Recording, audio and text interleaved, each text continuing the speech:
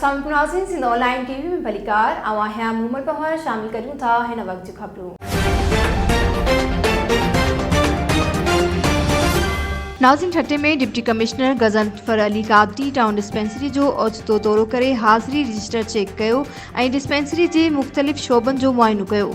Sindh online TV जे bureau chief जी report मूजिब डीसी town dispensary में क़ाइम कोरोना वैक्सीनेशन सेंटर जो पिणु दौरो कयो ऐं हलंदड़ वैक्सीनेशन मुहिम जो जाइज़ो वरितो।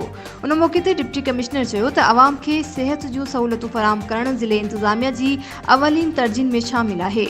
उन लाॻापियल आफ़ीसरनि खे हिदायत कई त डिस्पेंसरी में सफ़ाई सुथराई, डॉक्टरनि ऐं अमले जी हाज़िरी ऐं ज़रूरी दवाउनि जी मौजूदगी समेत अवाम खे सिहत जे बुनियादी सहूलियतुनि जी फ़राहमी खे यकीनी बणायो वञे।